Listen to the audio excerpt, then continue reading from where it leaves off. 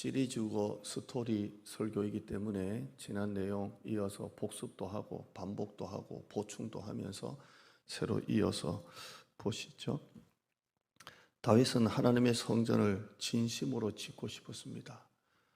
신정 국가의 왕으로서의 과시도 아니고 또 종교를 이용하여 정치적인 기반을 확고히 다지고자 했던 것도 아닙니다.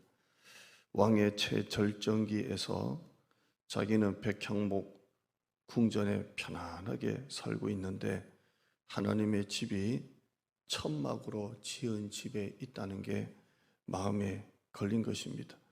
정말 순수하고 단순한 동기에서 하나님의 성전을 짓고 싶었던 겁니다. 다윗의 열심은 예배당 짓는 게 목적이 아니라 하나님께서 지금까지 베푸신 은혜에 대한 감사였습니다. 그래서 꼭 짓고 싶다 이렇게 생각을 했습니다. 자기 마음에 있는 것을 나단 선지자에게 말할 때 나단은 너무 기뻤습니다. 그래서 하나님께 묻고 따지고 할 것도 없이 바로 왕에게 왕의 마음에 있는 모든 것을 다 행하소서 칭찬하고 격려하고 축복해 줍니다. 그러나 그날 밤에 하나님이 나단에게 오셔서 다윗의 성전 짓는 것을 허락하지 않습니다. 거절을 하십니다. 역대상 17장 4절에 가서 역대상 17장 4절 가서 내 종 다윗에게 말하기를 여호와의 말씀이 너는 내가 거할 집을 건축하지 말라 이렇게 말씀을 합니다. 하나님이 거절하실 거라고는 다윗도 나단도 전혀 생각하지 못했습니다. 제가 이걸 보면서 만약에 우리 교회 누군가가 제 방에 와서 목사님 생각하지도 못하게 우연히 지나가다가 볶음빵이 있어가지고 로또 하나 샀는데 1등이 되었습니다. 대장동 교회 전체를 내가 사지는 못해도 리모델링 공사 일체 비용은 내가 다 되겠습니다. 라고 한다면 저도 나단처럼 하나님께 묻고 자시고 할 것도 없고 그냥 손 덥석 잡고 마음에 있는 모든 것을 다 행하소서. 저는 그렇게 축복할 겁니다. 그런데 그날 밤에 하나님이 너 그 성도의 로또 복권 그건 받지 말라 만약에 말씀하신다면 나는 분명히 이렇게 기도할 거예요. 이건 사단의 음성이다. 길을 쓰고 그거를 듣지 않으려고 할 겁니다. 이 개인주의 신앙, 영적 무관심 시대에 자기 혼자 예배 드리는 것도 버거운 이 시대 아닙니까? 하나님을 위해서 물질이든 시간이든 몸이든 뭔가를 하겠다고 생각 먹는다는 것은 보통 흔한 일이 아닙니다. 얼마나 희귀한 일입니까? 얼마나 기쁘겠어요. 나단은 다음 날 다시 다윗을 찾아갑니다. 그리고 하나님이 거절했다는 것을 얘기를 해야 됩니다. 성전을 짓고 싶은 사람에게 성전을 짓지 말라고 하는 건 보통 일이 아닙니다. 여러분이 하나님을 위해서 뭔가를 드리고 싶은데 그거 하지 마세요. 이건 보통 힘든 게 아닙니다. 나단은 하나님의 뜻을 다윗에게 전합니다. 아무리 돌려 말해도 결론은 내가 거할 집을 너는 안 된다라는 겁니다. 목회를 하다 보면 동기부여를 줘가지고 열정을 일으키는 것보다 열정을 끄는 게 훨씬 더 힘듭니다. 제가 지난번 설교 때 그런 하나하나 이야기를 제가 목회 경험 때 다 얘기를 드렸습니다. 이런 이야기는 뭐 끝도 없는데요. 안 하려는 사람 하게 하는 것보다 하고 싶은 사람 안 하게 하는 게 훨씬 더 목회가 어렵더라고요. 그러나 다윗은 하나님의 거절 앞에 겸손히 무릎을 꿇습니다. 사무엘하 7장 18절 표준 세번역 보면 다윗 왕이 성막으로 들어가서 주님 앞에 꿇어 앉아 기도했다라고 되어 있습니다. 다윗은 하나님의 거절을 들었지만 무릎을 꿇습니다. 제가 결론 때 말씀드린 것처럼 자기가 하나님을 위하여 눈에 보이는 성전을 지으려고 했는데 알고 보니까 자기가 하나님을 위해서 짓는 집이 아니라 하나님이 자기를 통해서 짓는 집임을 알게 됐습니다. 그래서 이렇게 고백했을 겁니다. 하나님, 이 성전은 내가 하나님을 위해서 짓는 집이 아니라 하나님이 나를 통해서 짓는 집입니다. 이렇게 고백을 했을 거예요. 그리고 무릎을 딱 꿇습니다. 가장 무서운 성도는 게으른 성도가 아닙니다. 무릎이 안 꺾이는 성도가 가장 무서운 성도입니다. 게으른 성도는 어떻게든 동기부여를 줘가지고 열심을 내게 할 수도 있습니다. 그런데 가장 무서운 성도는 무릎이 안 꺾이는 거예요. 무슨 말을 하고 타일러도, 어떤 기도를 하고 어떤 설교를 해도 무릎이 안 꺾여요. 자기 의지가 꺾이고 자기 생각이 꺾이는 걸 받아들이지를 않는 것입니다. 가장 신앙생활할 때 무서운 것은 무릎이 안 꺾이는 거예요. 사울왕이, 사무엘이 아말렉과의 전쟁에서 다 죽이라고 했습니다. 하나도 남겨놓지 말라 했습니다. 그런데 나중에 남겨놓으니까 사무엘이 뭘 하잖아요. 왜 남겨놓았냐 할 때 다윗 같으면 무릎을 딱 꿇잖아요. 그런데 사울은 무릎을 안 꿇어요. 내가 남겨놓는 게 아니라 백성들이 살려두라고 해서 삼겨둔 겁니다. 무릎이 안 꺾여요. 반면에 다윗은 무릎을 다 꿇습니다. 밧세바에 범죄할 때도 이 나단 선지자가 책망을 하죠. 그때 무릎을 다 꿇습니다. 다윗은 지금까지 골리앗도 죽였고 영토도 확장했고 예루살렘을 정복해서 수도를 삼았고 언약궤를 예루살렘으로 옮기는 위대한 일을 얼마나 많이 했습니까? 그러나 그 어떤 위대한 일보다 이 무릎 꿇음이 가장 위대한 일입니다. 우리가 주님을 위해서 얼마나 많은 일을 하고 얼마나 큰 일을 하고 얼마나 중요한 일을 하고 대단한 일 아닙니까? 그러나 진짜 중요한 것은 주님 앞에 무릎을 꿇는 겁니다. 다윗이 진정한 왕이냐 아니냐는 얼마나 많은 군사를 거느리느냐, 얼마나 많은 나라를 정복했느냐, 얼마나 많은 영토를 확장했느냐가 아닙니다. 다윗은 하나님의 말씀에 무릎을 다 꿇습니다. 사람은 자기 뜻대로 일이 잘 되고 풀릴 때는 신나게 일합니다. 목사가 격려하고 주변의 성도들이 칭찬하고 그냥 최고다 그러면 신이 납니다. 그러나 자기 마음대로 일이 되지 않으면 믿음과 마음이 흔들립니다. 하고 싶은 일을 그만두라고 할 때 쉽사리 무릎이 꺾이지를 않습니다. 그러나 다윗은 모든 주권을 하나님께 돌립니다. 자기 계획이 아니라 하나님은 자기가 알지 못하는 특별한 계획이 있음을 믿고 감사하며 그대로 순종을 합니다. 자신의 계획 대신에 하나님의 계획에 순종하고 자신의 힘이 아니라 하나님이 자기를 통해 일하심을 알게 됩니다. 여러분, 은혜의 비결은 내가 하나님을 위해서 하는 게 아니라 하나님이 나를 통해서 하시는 것을 깨달을 때 눈물이 나는 겁니다. 이 목회는 내가 하는 게 아니구나. 내가 하나님을 위해서 목회를 한다. 여러분, 그때만큼 무너질 데가 없어요. 은혜의 비결은 내가 하나님을 위해서 하는 게 아니라 하나님이 나를 통해서 하신다 할 때 눈물이 나오는 거예요. 그때 무릎이 꿇기는 것입니다. 자, 지금까지 성전은 텐트였습니다. 천막이었죠. 이런 성전은 이동식입니다. 이스라엘 백성들이 어디로 가든지 이동할 수 있는 이동식 텐트 성전입니다. 천막입니다. 그 이동식 천막 성전 안에 언약궤를 두었습니다. 모세 때부터 내려왔던 성전입니다.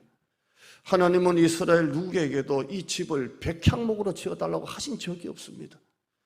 모세 때부터 내려왔던 그 천막 성전, 하나님 또 이스라엘 백성 어떤 지파에게 어떤 누구에게도 야, 이제 텐트 말고 좀 백향목으로 좀 지어줄 수 없니라고 말한 적이 없어요. 그런데 다윗의 놀라운 점이 뭔 줄 아십니까? 지금까지 누구도 생각하지 못했던 이 천막 성전, 이 이동식 성전을 고정식으로 해야 되겠다. 그리고 천막으로 된, 가죽으로 된 이 성전을 돌과 백향목으로 내가 지어야 되겠다. 이 생각을 하게 된 거예요. 이리저리 움직일 수 있는 이동식 성전이 아니라 예루살렘 수도 한가운데 고정된 이 성전을 짓고 싶었던 것입니다.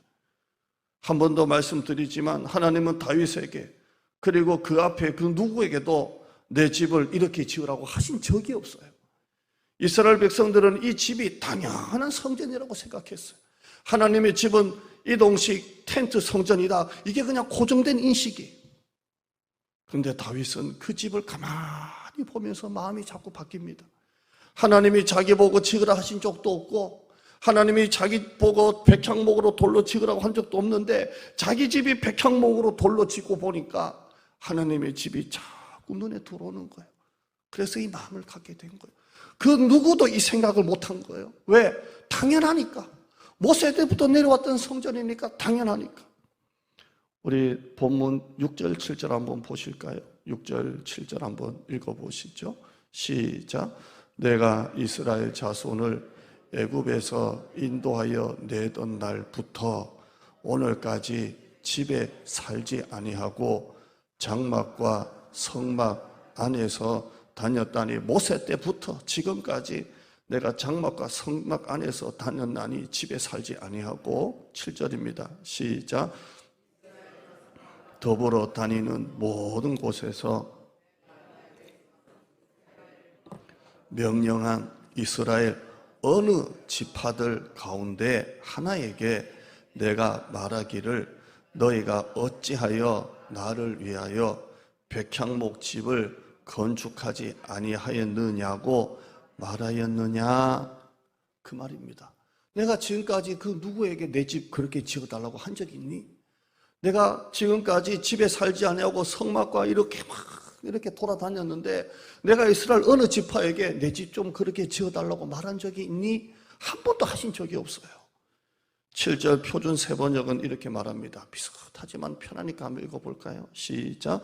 내가 이스라엘 온 자손과 함께 옮겨 다닌 모든 곳, 이리저리 옮겨 다닌 모든 곳에서 내가 나의 백성 이스라엘을 돌보라고 명한 이스라엘 그 어느 지파에게라도 나에게 백향목 집을 지어주지 않는 것을 두고 말한 적이 있느냐. 하나님은 한 번도 이 집 그렇게 지어달라고 하신 적이 없어요. 그런데 다윗은 남달랐어요. 남다른 거예요. 아무도 그 생각을 안 하는 거예요. 다윗은 남다른 거예요. 아닌데, 이게 아닌데, 이게 아닌데. 때로는 율법에 어긋날 수도 있고 때로는 하나님의 명령에 불순종할 수도 있는 일이지만 아닌데. 그래도 내 집은 이 백향목 집인데. 어쩌면 이건 다윗만이 할 수 있는 탁월한 생각입니다. 하나님을 사랑하는 마음이 있으니까 어떻게 하면 하나님을 높일까? 어떻게 하면 하나님을 하나님으로 대우를 할까? 어떻게 하면 하나님의 하나님 되심이 되실까? 그래서 그 사랑에서 돌과 백향목으로 된 고정식 성전을 짓고 싶었던 것입니다. 이런 마음의 본질은 무엇입니까? 오늘 네 번째 설교인데 이 마음입니다. 한번 화면 보시죠. 화면 시작. 내게 주신 모든 은혜를 내가 여호와께 무엇으로 보답할까? 이 마음인 것 같아요. 그 누구에게도 이 성전 지어달라 하신 적이 없는데 다윗이 어떻게 이 마음을 가졌을까요? 나는 백향목 궁에 거하거늘 내게 주신 모든 은혜를 내가 여호와께 무엇으로 보답할까입니다. 제가 이 4번 시리즈 설교를 하고 있는데 사실 이 4번의 시리즈 설교 전체 제목을 제가 못 정하고 있어요. 보통 전체 제목을 정하고 매주마다 제목이 이렇게 바뀌는데 제목을 못 정하겠어요. 그래서 생각하다가 백향목 궁전 이 시리즈 제목을 하려고 해도 맞지도 않고 그래서 시리즈 제목을 못 정하고 지금 4주째 왔는데요. 이게 시리즈 제목이 내게 주신 모든 은혜를 내가 여호와께 무엇으로 보답할까? 이게 다윗의 마음이에요. 아무도 생각하지 못했던 성전 건축의 그 마음, 어떻게 이 마음을 가졌을까요? 한번 읽어볼까요? 시작. 내게 주신 모든 은혜를 내가 여호와께 무엇으로 보답할까? 내게 주신 모든 은혜를 내가 여호와께 무엇으로 보답할까? 우리 집안에는 병이 좀 많습니다. 우리 큰누님이 30대 중반에 자궁암이라서 그 자궁 다 30대 초반에 덜어냅니다. 울산에 살았는데 서울 아산병원에서 수술받고 병원에 입원했는데 가족은 나밖에 없으니까 제가 왔다 갔다 매일 하면서 누나를 봤는데요.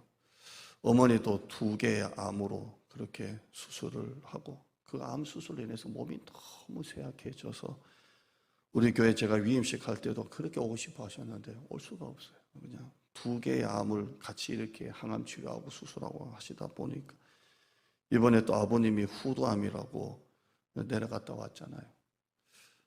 처음에 의사가 사기라고 했다가 비흡연이니까 그것도 후두암은 흡연하느냐 안 하느냐가 또 다르더만요. 2기 같은 사기. 흡연하면 100% 사기고 똑같은 크기지만 담배를 안 폈으니까 2기다 이렇게 하더라고요. 목 천정 위에가 암이 발생됐는데 임파선까지 전이가 됐는데요. 이걸 다 잘라내는 거예요. 목 천장, 목 안에 여기 다 잘라내야 되는데 살 이식도 해야 된답니다. 너무 구멍이 커서 물도 못 마시니까 허벅지나 이 다리를 뜯어가지고 여기다 붙이는, 그래서 10몇 시간 수술을 해야 되는데 의사가 못한다. 노인 80 먹은 노인 하다가는 큰일 난다 해서 항암 치료, 방사선 치료 이렇게 예약 잡고 왔는데요. 항암도 못 버티면 항암도 빼고 이렇게 하기로 했는데 저희 아버님이 혼자 독학으로 방사선 공부를 해서 전매청 그 당시 공기업에 들어가서 한평생 일하고 해병대 나오시고 그렇게 똑똑하신 분인데 제가 병원에 모시고 갔는데요. 코로나이니까 의자 3개 이렇게 떨어져 있는데 따닥따닥 붙어는 못 앉잖아요. 그래서 제가 조금 떨어진 데다가 여기 앉고 아버님 여기 앉게 하셨는데 틈만 나면 자꾸 옆으로 와요. 여기 사람 앉아있기 때문에 아버님 오시면 따닥따닥 붙어 앉아서 오려고 하면 또 앉아 계세요. 틈만 나면 올라가요. 느끼는 게 뭔지 아세요? 우리가 어릴 때 엄마 떨어지면 좀 겁나잖아요. 엄마가 아버지가 좀 기다려봐 내가 티켓 좀 끊어올게 그러면 아버지가 표 끊어오는 그 기차표 끊어오는 그 사이에도 겁이 나잖아요. 왜 이렇게 늦지? 그런데 그 마음인 것 같아요. 거기 앉아 계시면 되는데도 꼭 계세요. 여기 오면 다다닥 붙어 앉아. 그렇게 똑똑한 양반이 어릴 땐 부모가 우리를 돌보고 나이 들면 자식이 부모를 돌보는데요. 이 자식으로 마음이 짐이 있는 거예요. 짐이. 암 투병하는 노인 2분이 그냥 80 먹어가지고 둘이 사니까. 저는 한 번도 가보지 못한 지방 충청도 어디도 아닌 서해 땅끝 전라남도 목포로 갔습니다. 당시 교회는 노예도 없었고 건물도 없었고 뛰쳐나온 성도들이 모인 교회였습니다. 9명의 장로님이 처음에 시작을 했는데요. 다 나이가 많아요. 제가 그때 나이가 40이었는데 제일 나이가 적은 장로님이 저하고 17살 차이가 나요. 이 9명이 뛰쳐나왔어요.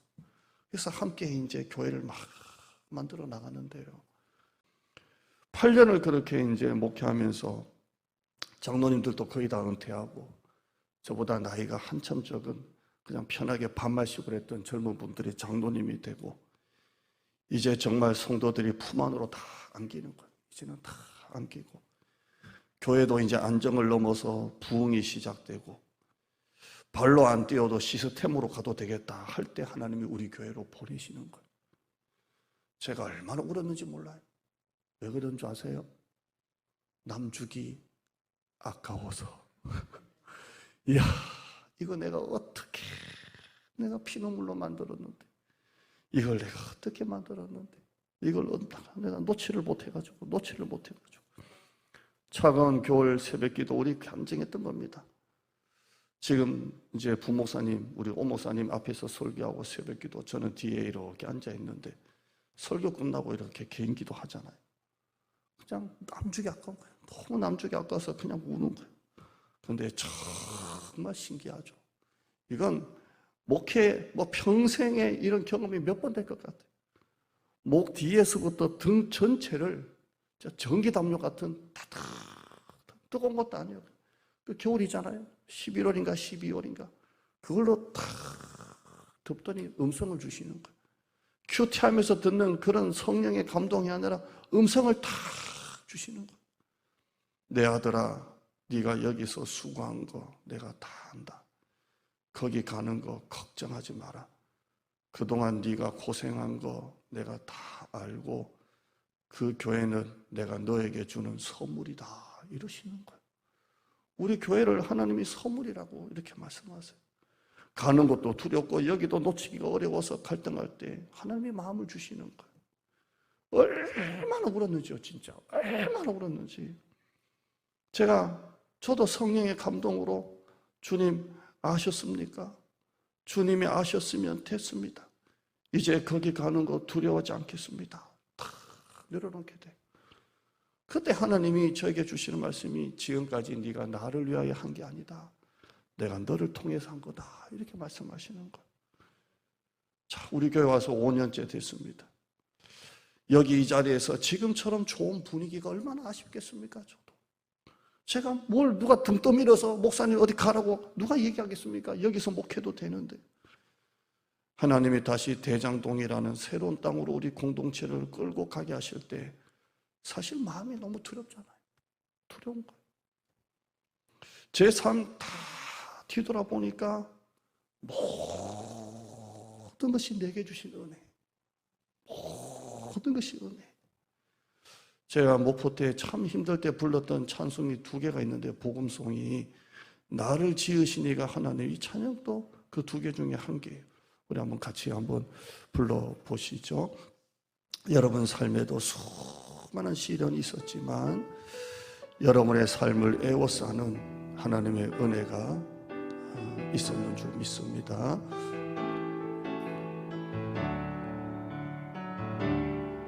마이크 틀어주세요. 우리 나를 지으신 이가 하나님, 나를 부르신 이가 하나님, 나를 보내신 이가 하나님, 나의 나 된 것은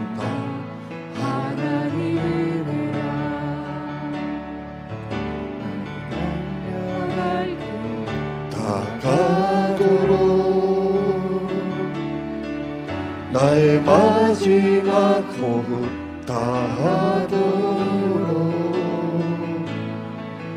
나로 그 십자가 굳게 하시니 나의 나 된 것은 하나님의 한량없는 은혜, 갚을 게 없는 은혜, 내 삶을 애워싸는 하나님의 은혜,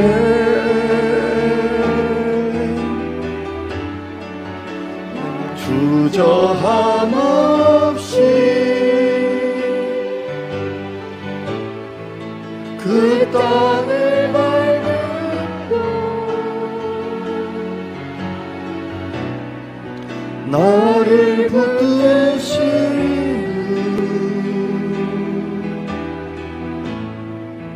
하나님의 은혜. 이걸 밤새 부르는 거예요. 밤새 들으면서 사모하고 침대에 누워서 부른대요. 여러분, 하나님은 왜 나에게는 그렇게 기도해도 응답을 왜 주시지 않느냐고, 왜 나에게는 이런 질병의 고통을 주셔서 이렇게 아프고 힘들게 하냐고, 왜 나에게는 가난을 주셔서 이렇게 힘들게 살게 하냐고, 왜 나에게는 배신과 버림받음의 상처를 주셔서 외롭게 만드냐고, 왜 나에게는 자녀의 문제로 마음에 이런 고통을 주시냐고, 왜 나에게는 이런 힘든 사람을 옆에 있게 해서 괴롭게 하냐고. 여러분, 그게 아니에요. 절대 그게 아니에요. 그 모든 것이 다 내게 주신 하나님의 은혜예요. 모든 것이 다 하나님의 은혜예요. 목사가 자기 이야기 한다고 생각하지 마시고요. 그냥 오늘 그냥 간증 한번 계속 좀 들어보죠. 사무엘하 7장 18절 말씀 한번 읽어보실까요? 우리 본문 18절요. 저 뒤에 18절 한번 읽어보시죠. 시작.